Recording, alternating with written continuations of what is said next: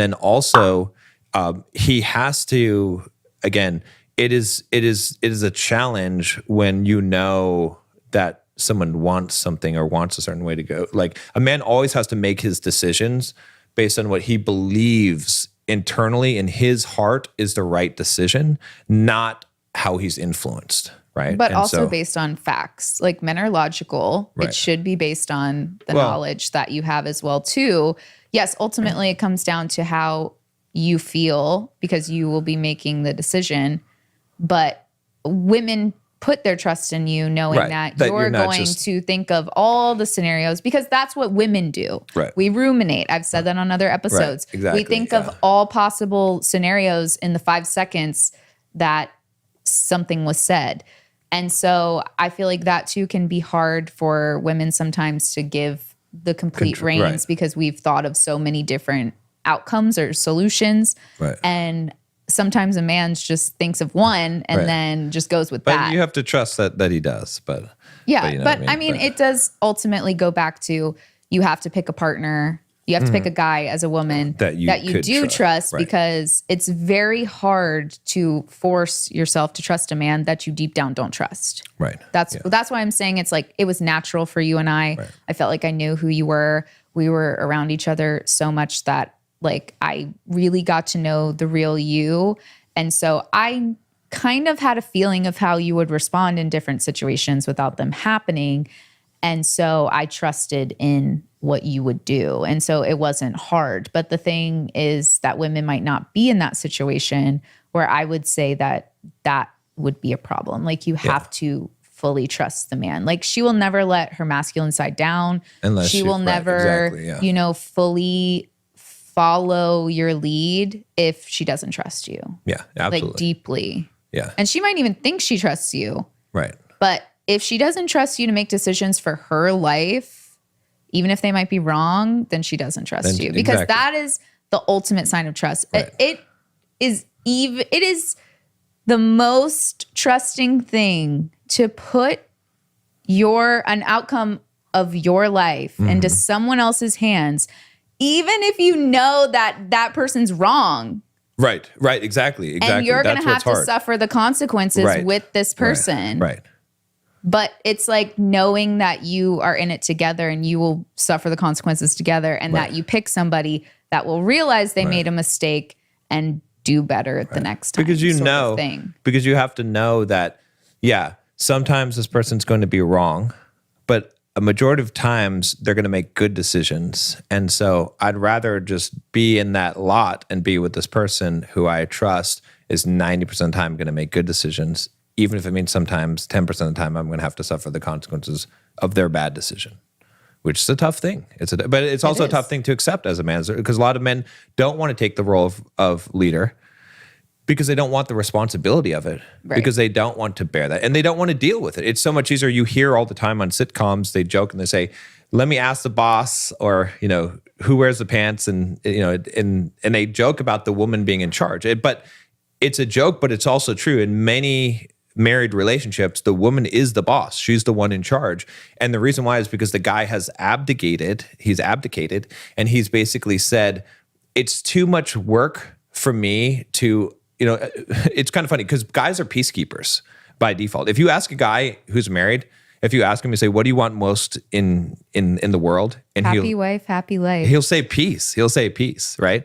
And so happy wife, happy life is true and also false. The way that people use it is completely false. When they say happy wife, happy life, what they're really saying, most people, is they're saying, I'm just going to do whatever she wants, and I'm just going to just put her on whatever, I'm going to let her make the decision, let her do whatever she wants so that she's happy, right?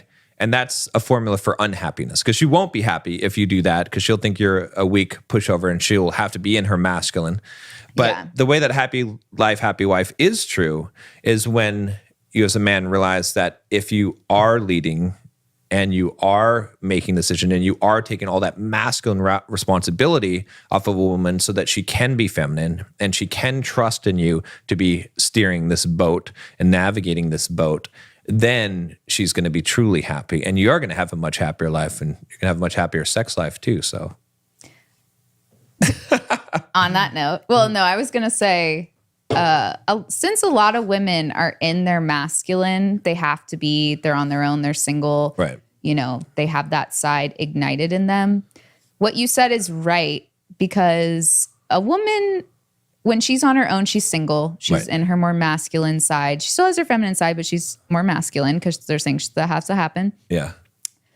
She is not going to trust you if she feels like she's more masculine than you. For sure. Absolutely. Like, and so not telling her yes to everything. I'm not saying be abrasive or anything like no, that. It's not about but that shows that you are in your masculine. Right. You know, are doing what you need to do. You're respecting yourself. You're respecting other people by how you respond to that. And so it's a test, but it's not a test. Like, it's not a cognizant test. Yeah. It's a subconscious one. It is important because most women these days that are dating have a very masculine side, and they have to be, and they should. I don't know if they should when they're single, because also I think there's a way to be that's not like super masculine. You don't have to be abrasive, but she should have her masculine side. She has to take care of. She has to take care of herself. She has to pay her bills. She has to go to work. She has to do all these things. And it's good because as a woman, it makes men step up to the plate. That's true. I get it. Because if I'm more manly than you, right.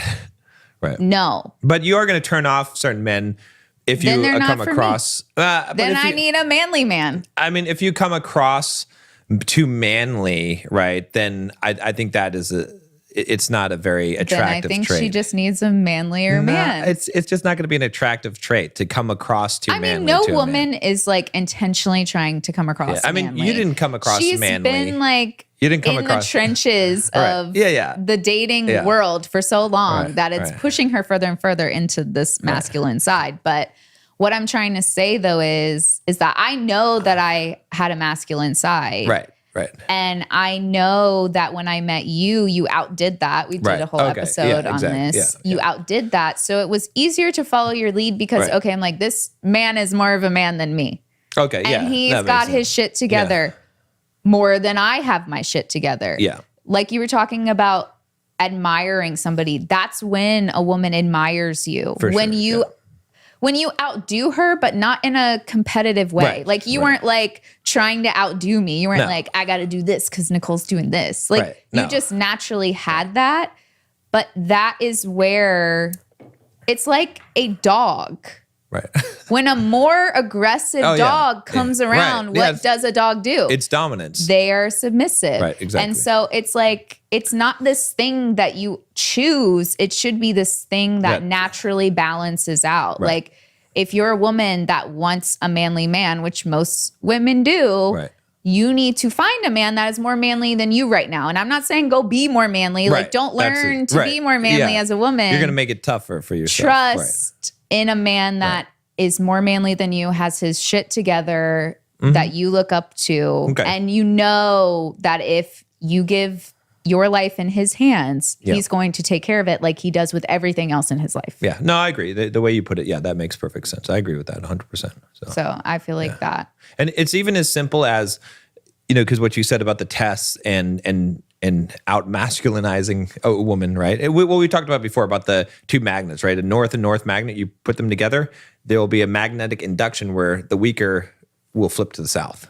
Right. And so that will turn on the feminine switch in a woman when she's, but it has to be, but the man has to step up, right? He almost has to look at her masculine attempts as like, oh, that's cute. Like, oh, you're or as strong. A test, because that's usually what it is. He has to not be fazed by it. He has to be like, oh, that's cute. You know what I'm saying? He has to be like that, not taking that as a serious competition or threat because he knows that he's the man. And so whatever attempt she's making at being masculine, he dismisses as that's cute, right? It's even as simple as this, right? Because if a guy is just meeting a girl, right? And this happens all the time.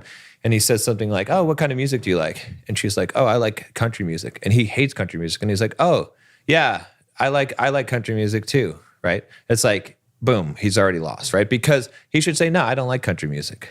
Yeah. But he doesn't say honest. Well, no, it's not just about honesty. It's just about, I mean, it is, but the thing is, what guys are doing in that case is there trying to get a woman to like them. they're being likable, they're being agreeable, as opposed to being themselves, as opposed to being masculine, right? He's afraid, and that, but see, that same attribute, if you can't tell a woman that you don't like country music because you're afraid she's not going to like you because you don't like the music that she does, then a whole nother she's not going to trust you to lead her in a relationship, because every time that she's like, oh, do you think we should buy this really expensive car that we can't afford? And he's going to be like, oh yeah, for you, anything, babe. Like he's going to make a bad financial decision. Not to say, but he'll have a harder time saying no. Right. He's just going to do whatever that she wants to do. And who could trust someone? If I walked into the karate class, right? Again, that karate class, and the instructor's like, so, I'm like, okay, so, and he's like, yeah, what are we going to do today? Yeah, or like our cooking class we went to where the lady's just like, do you think we should have put the puff pastry in there? I'm like, you're the teacher. And then he's like, do you think we should kick the bags today? And I'm like, I don't know. You're the guy. Like, you tell me. He's like, okay, well, I mean, I guess we can do this then. Like, if you want to do that, I just want to make sure you want to kick the bags. Do you want to kick the bags? Right. It's like, you want to do some push-ups? Like, no, that's not going to work. It's not going to be. You have to be confident. Yeah, in it's your not what I signed up decisions, for. even if you're wrong. You have to be confident in being wrong. Right. Yeah. Being confident in being wrong is hard. Yeah. Right. You got because you got to take the responsibility that comes with it. It's even harder to be confident in being wrong when you feel like you're right and you have to do the wrong thing. Yeah. Well, yeah, I'm sure. but everyone has to face that. Even men have to face that, right? Again, no, it's true. You're as a man also, you're a bad leader if you're a bad follower. If you can't submit to someone else's authority, you are not going to be a good leader, because man, I have plenty of people in my life that I have had to submit to their authority. Because, and I don't be like, oh, they think they're better than me or whatever. I'm like, all right. Or that doesn't take away your authoritative like position just because someone else has an authoritative position or was authority over you at some point. Doesn't take away that your authority in a different situation. Right. I willingly give them that my submission. Right. In the case where when I used to work for the man, when I worked in the cubicle, ultimately comes my from boss was my boss. Trust. Right. I mean, in a job scenario, it comes from money a lot of the time, but you're willingly, you're choosing to be there. Yeah. And so if I'm going to sit in that desk and I'm going to accept the paycheck, whatever that guy tells me, that's what I'm going to do. I'm not going to argue with him. Right. I'll give him my opinion, but when he makes a decision, I'm going to support it and back it, whether I like it or not. Which, and even at a job, or I'm not going to be in this job. Right, they take into consideration they should what their employees if they're think good. To try to, exactly. If they're good leaders. If they're trying to actually lead in the correct way, they have like group meetings, like let's talk about what's going on, what should we do. They want to hear from everybody. They're not just like, oh, I noticed this, so we're going to do this. Like sometimes it does call for that. Sure. But a lot of time it should be collectively discussing and then making a decision based on everything. Sometimes you will make a decision just based on how you feel about it. Right. And that's going to be part of it as well too. But the key to all of this is really trust. Right. Like it's trust in who you're with, who you married, who you're in a relationship with, because it starts from the very beginning. Yeah. We wouldn't have made it this far. We wouldn't have gotten married if I didn't trust you. And you really shouldn't get married if you don't trust in somebody to that extent. Even if you don't have the dynamic that we're talking about right now, if you look at your partner right now as you're watching this and you're like, I wouldn't trust him as far as I can throw him, then you might have made a mistake. Right. Yeah. And I would say, if a woman is resisting submitting to a man and cringes at the idea of him being an authority, then probably doesn't trust him. Probably there's something, you know what I mean? Again, a lot of people are upset by that language that I just used. And the reason why is because they don't have that kind of relationship. They don't understand what it is to trust a person who is a good leader, who is caring for them. And there's a real value in